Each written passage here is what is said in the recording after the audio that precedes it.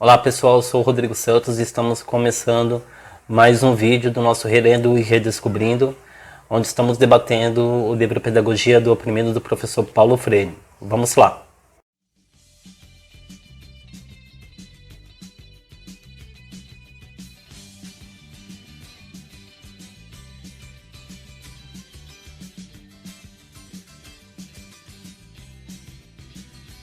Oi pessoal, então estamos aqui, vamos começar mais um vídeo, né? Espero que vocês tenham gostado dos outros vídeos, né? Se vocês não assistiram, vou tentar deixar aqui o link para vocês estarem entrando lá nos outros vídeos e vocês estarem assistindo. E vamos lá, esse daqui a gente vai começar no capítulo 1, né? Que o Paulo Freire deu o nome de Justificativa da Pedagogia do Oprimido.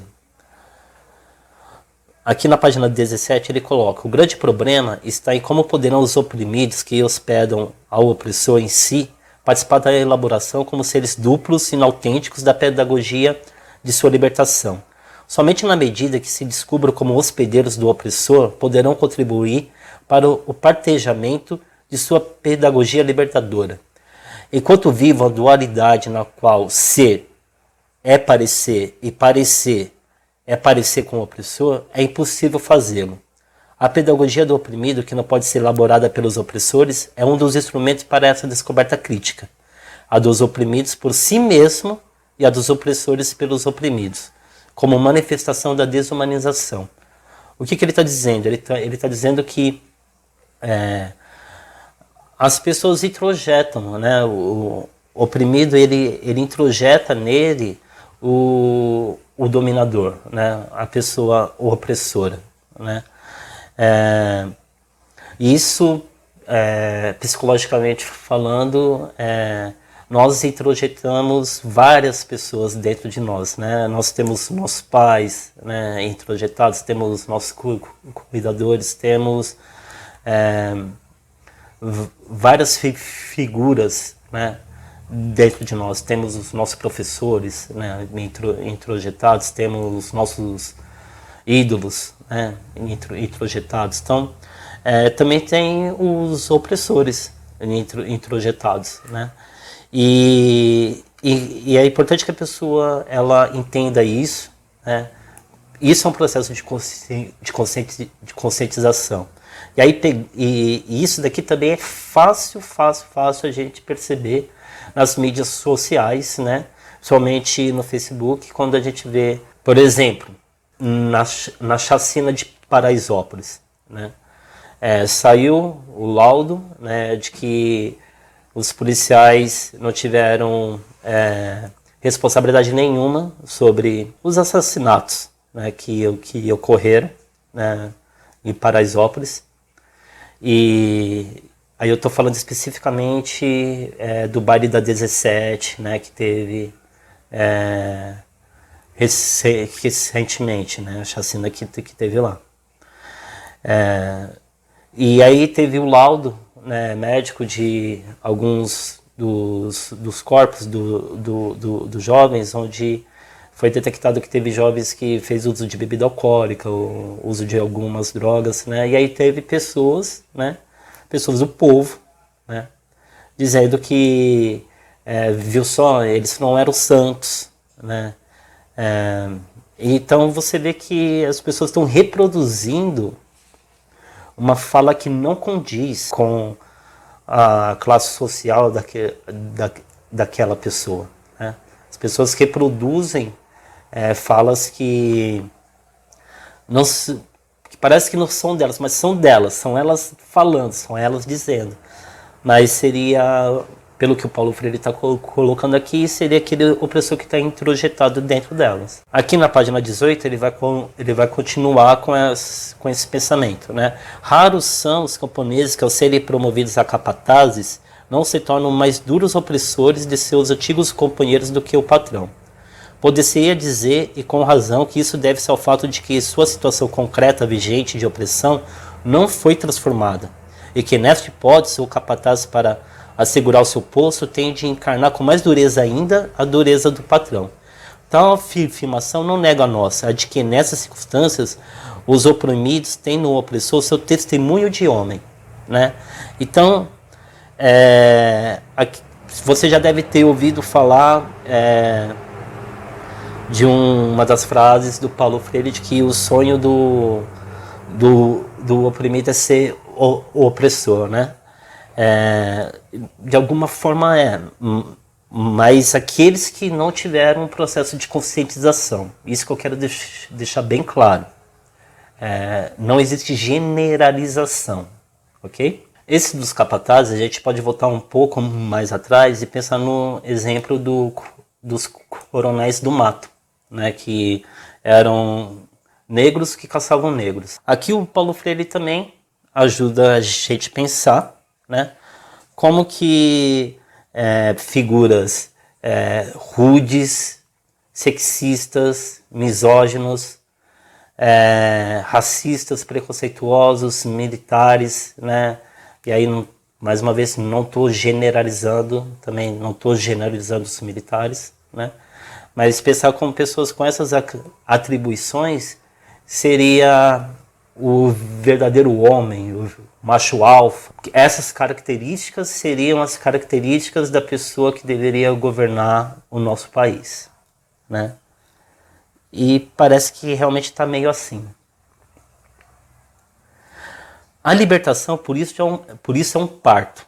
É um parto doloroso. O homem que nasce deste parto é um homem novo que só é viável na e pela superação da contradição opressores oprimidos, que é a libertação de todos. Então aqui, mais uma vez, o pensamento dialético, né? Entre os opressores e os oprimidos vai vir a libertação, mas é a libertação para todos, né? E a gente vai ver no decorrer do livro que é a libertação até dos opressores. Não se pode pensar objetividade sem subjetividade. Não há uma sem a outra que não podem ser dicotomizadas. Isso aparece na página 20 e também já apareceu lá no prefácio, né? Então, vai ter algumas coisas de forma bem didática que elas vão estar repetidas, né? E isso vai ser bom para a gente entender melhor o livro, né? A pedagogia do oprimido, que no fundo é a pedagogia dos homens empenhando-se na luta por sua libertação, tem suas raízes aí. E tem que ter nos próprios oprimidos que se saibam ou comece criticamente a saber-se oprimido. Então, a pedagogia do oprimido por Paulo Freire vai ter duas etapas, né? Então, uma etapa é quando as pessoas têm a conscientização do local onde estão, né? E do local que eu penso aqui, não quero pensar vocês só um local concreto, né? A sua existência no mundo, o seu modo de ser, o seu modo de existir no mundo. E depois ela se torna uma pedagogia de homens em libertação, né? Porque a ideia é a gente estar trabalhando na educação para nos libertarmos, né?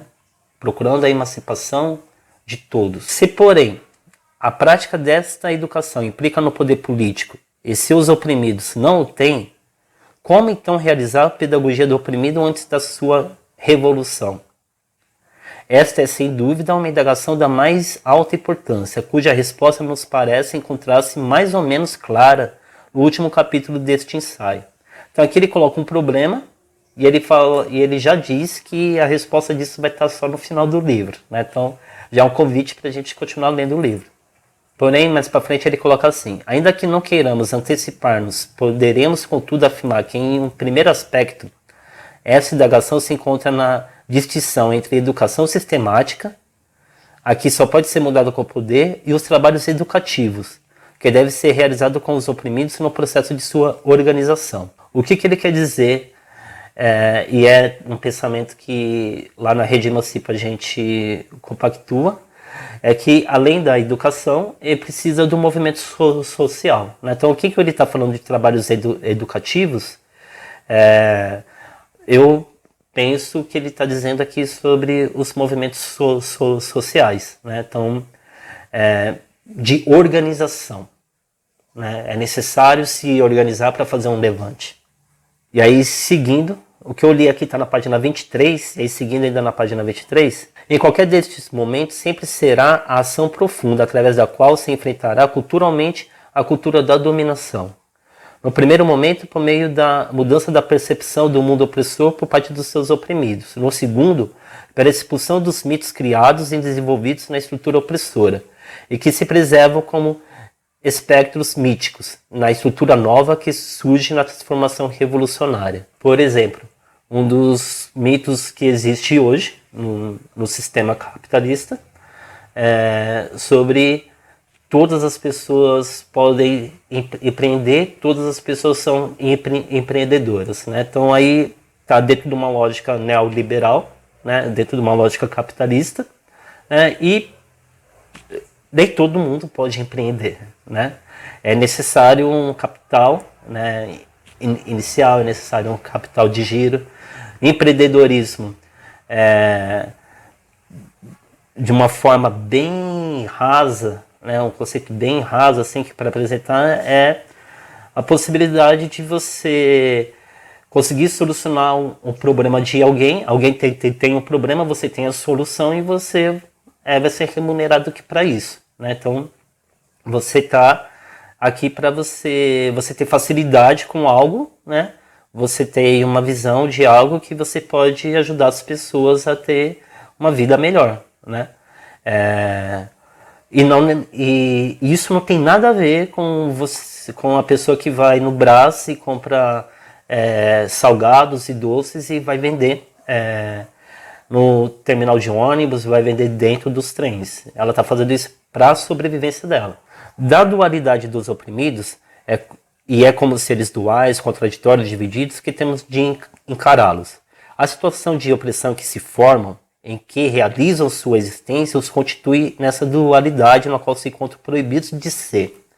Basta, porém, que os homens estejam sendo proibidos de ser mais, para que a situação objetiva em que tal proibição se verifica seja de si mesma uma violência. É preciso entender que as pessoas elas viviam dessa forma, né? Elas foram criadas, elas se formaram e residem naquele local dessa forma, né? Então é difícil para essas pessoas poderem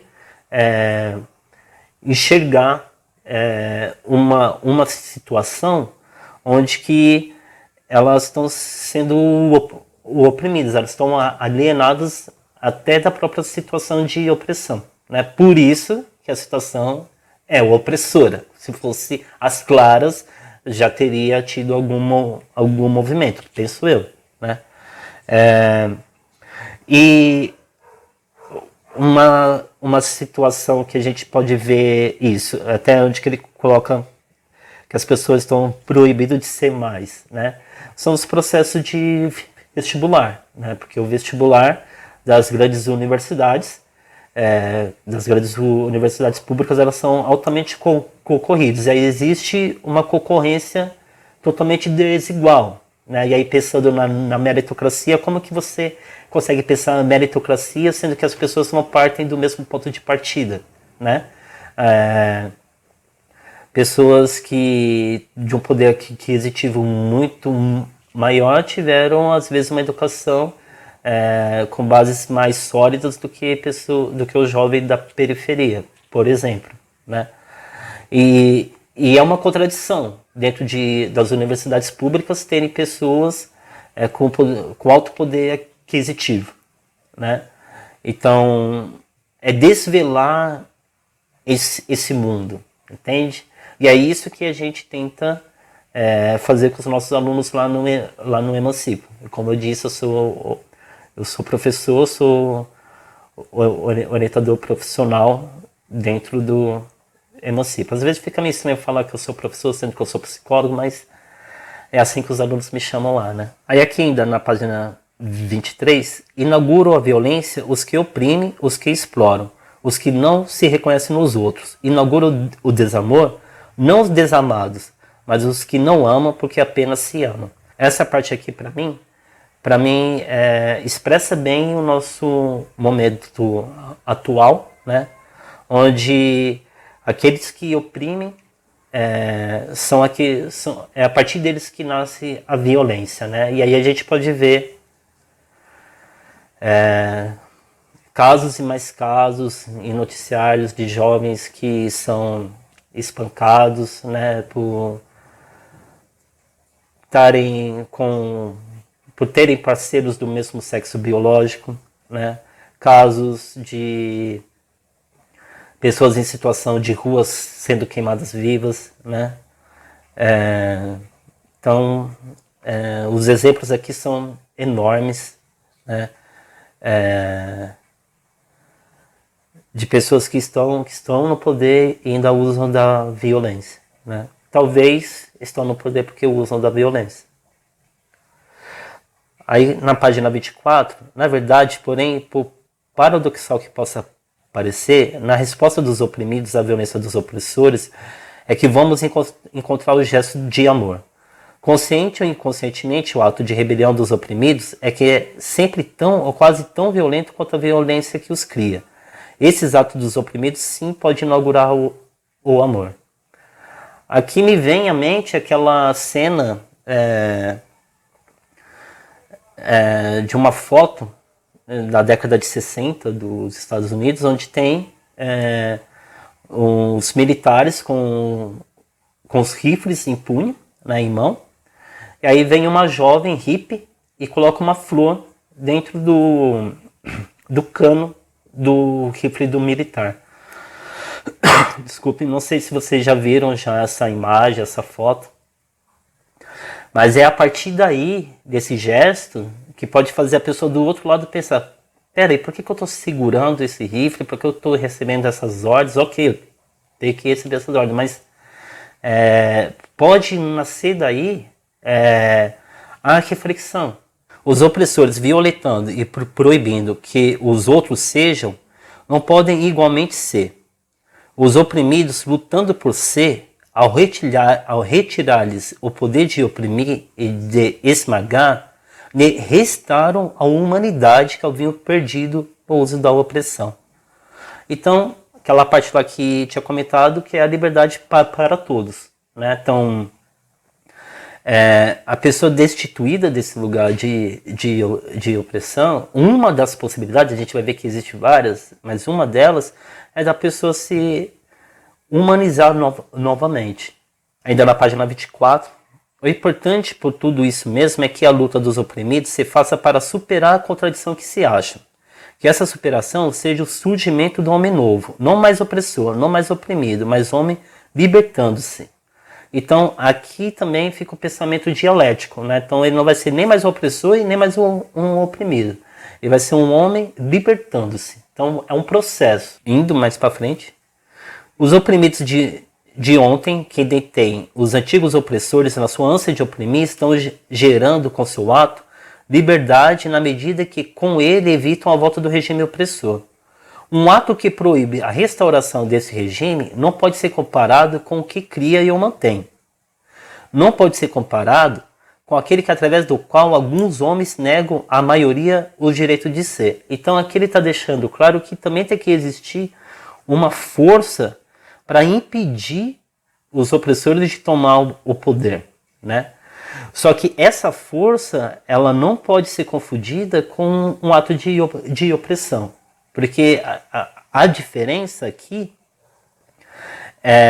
seria que os opressores, os antigos opressores, eu não estou falando que deve ter os novos opressores, mas os antigos opressores, eles não deixavam os oprimidos ser mais.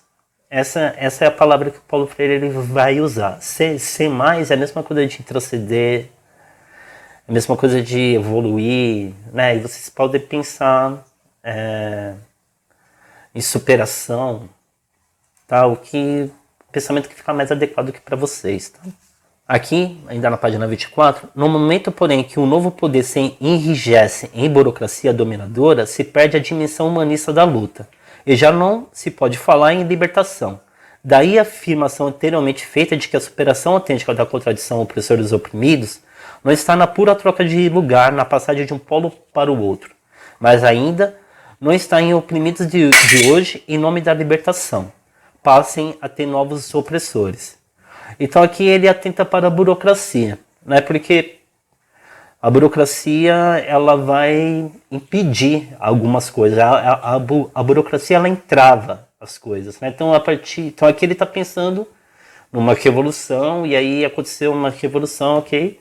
Aí as pessoas vão falar, tá, a gente vai ter que colocar uma ordem aqui para as coisas funcionarem. E aí as coisas começam a entravar. Um exemplo disso, mais ou menos, é o que aconteceu a posteriori da Revolução Francesa, né? Os temas igualdade, fraternidade e liberdade, de certa forma, parece que se perderam um pouco. A gente pode ver que historicamente as mulheres tiveram um protagonismo muito forte, né, na Revolução Francesa, né, mas só que depois, terminada a Revolução, quando elas foram ver, elas se viam ainda sem um monte de direitos, né?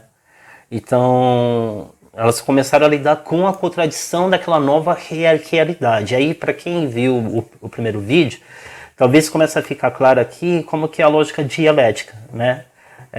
Que a síntese, né? Ela em si ela vai ter as suas contradições também. Aqui indo para a página 25, ele vai começar uma nova parte, né? Que ele vai chamar, tá dentro do capítulo 1, né? É uma subdivisão do capítulo 1 que vai dizer a situação concreta de opressão e os opressores. E aqui ele vai trazer uma parte bem legal, né, que eu vou ler aqui para vocês. Mas o que ocorre ainda quando a superação da contradição se faça em termos autênticos, com a instalação de uma nova situação concreta, de uma nova realidade inaugurada pelos oprimidos que se libertam, é que os opressores de ontem não se reconheçam em libertação. Né? Lembra que eu disse que existem várias possibilidades, né, da liberdade para os opressores. Pelo contrário, vão sentir-se como se realmente estivessem sendo oprimidos.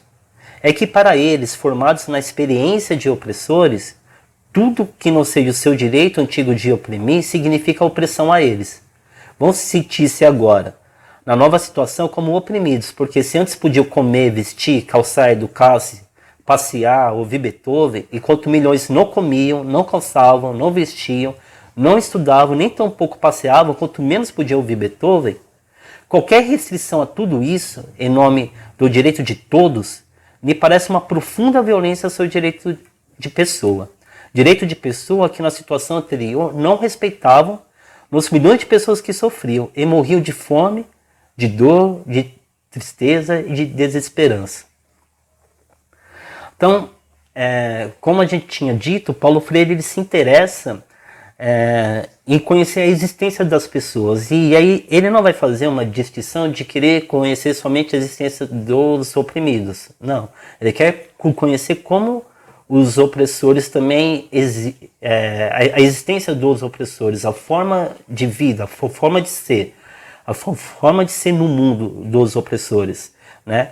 E aí ele vai entender que essas pessoas destituídas do poder podem se sentir-se altamente violentadas. Essas pessoas, elas não se reconhecem como opressores. Isso que acho que é a sacada dele aqui, né?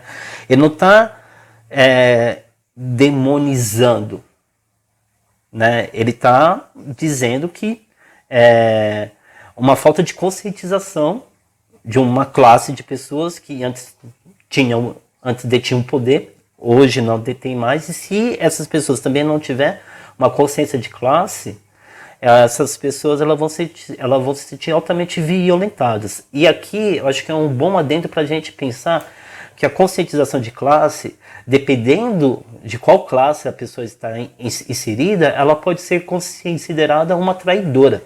Então vou dar um exemplo aqui de uma pessoa da classe burguesa.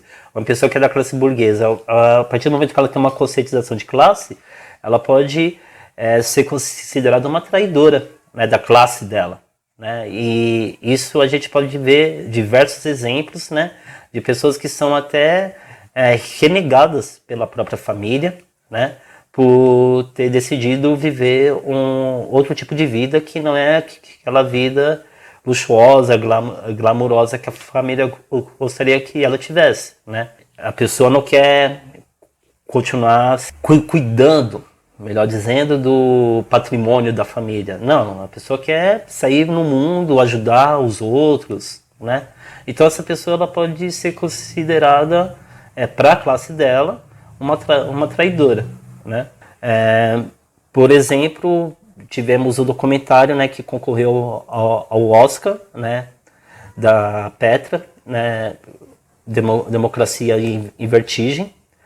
E um dos ataques ao documentário é que a diretora do documentário, a Petra, ela vinha de uma família burguesa e que ela não...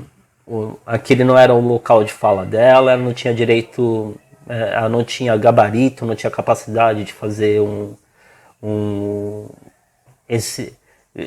esse documentário, né? Outras pessoas já disseram que o documentário ele é uma alucinação, né, da Petra, e que ela queria estar mudando a história, né, a história do povo brasileiro. A gente não vai entrar nessas discussões aqui, mas esses dois exemplos, dizer que o documentário é uma alucinação, né?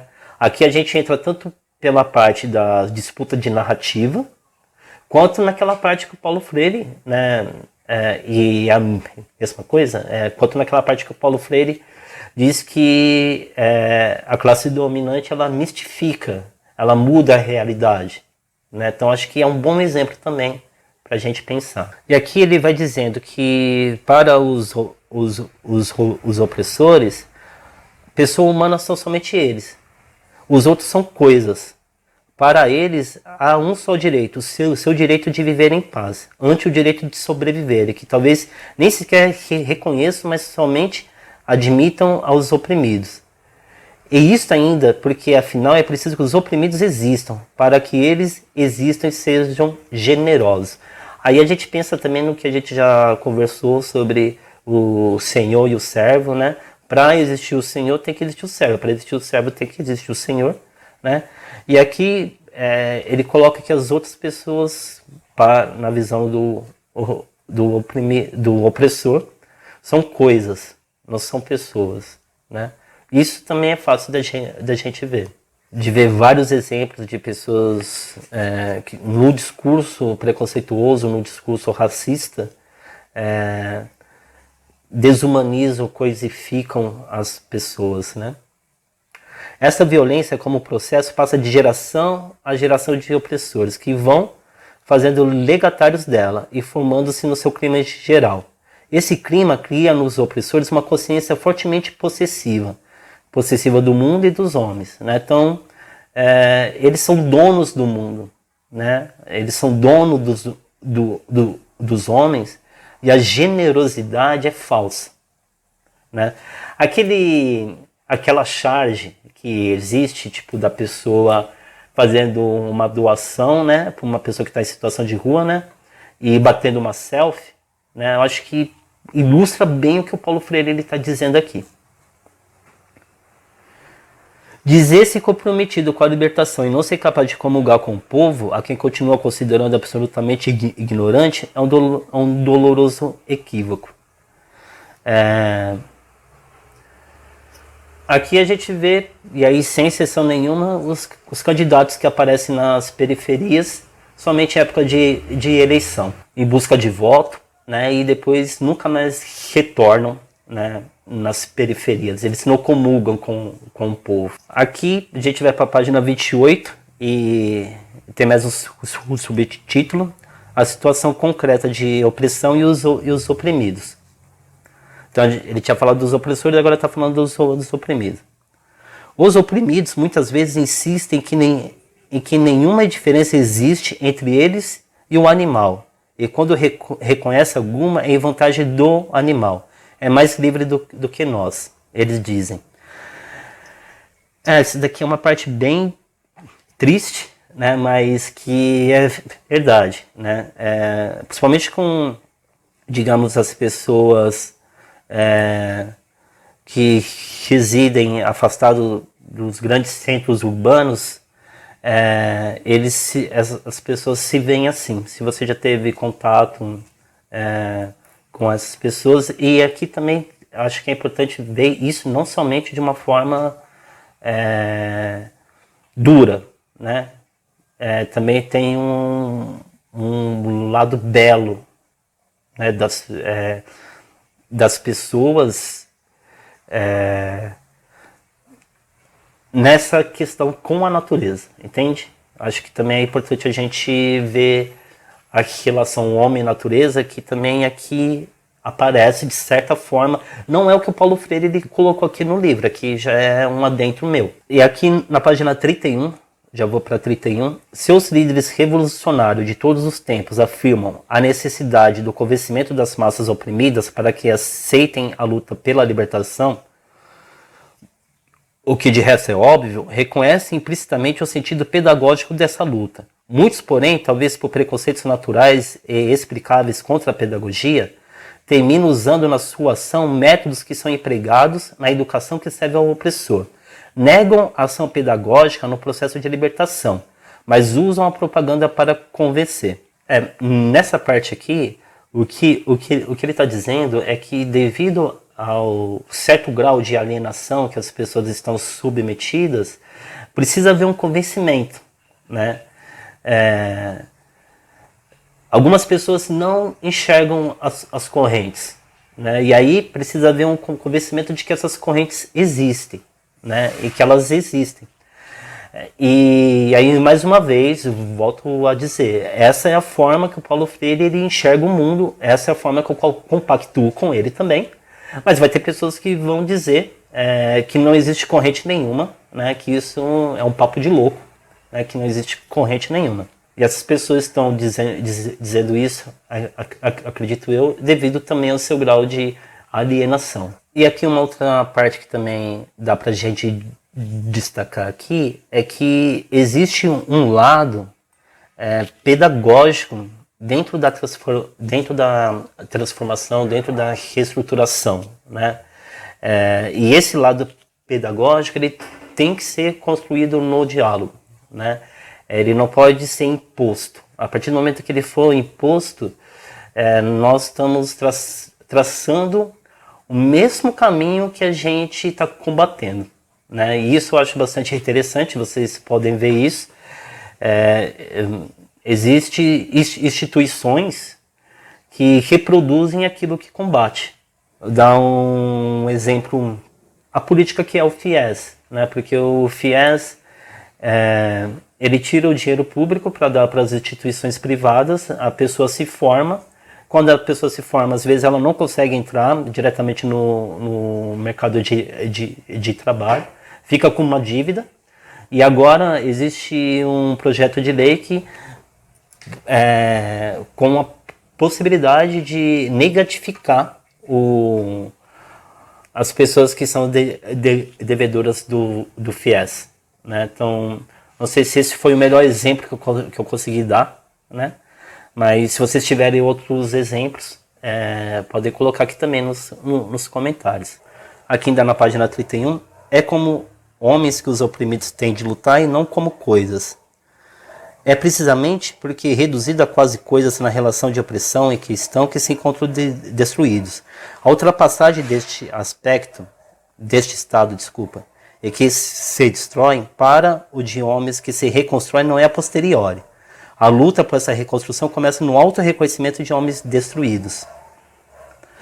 Então, mais uma vez a gente está falando de auto-reconhecimento, autoconhecimento, né?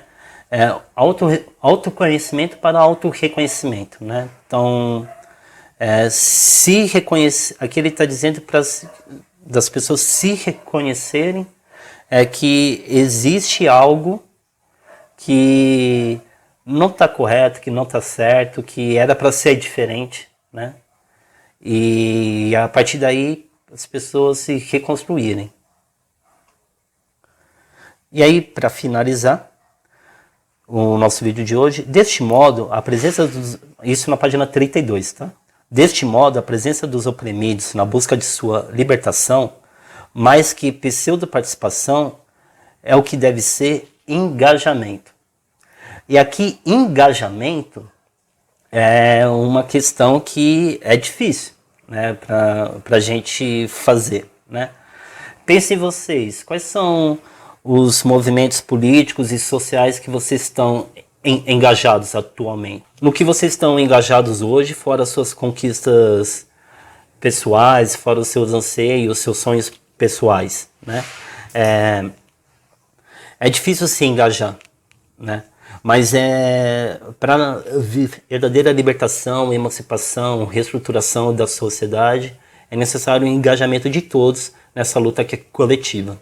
Então, esse daqui foi nosso vídeo, né, de hoje. Se você nos acompanhou até aqui, deixe o seu like, deixe o seu comentário, se inscreva no nosso canal, que você vai estar realmente nos incentivando a continuar. E até o próximo vídeo. Abraço. Violentando e proibindo os... Então, uma pessoa... casos de... Eles partam para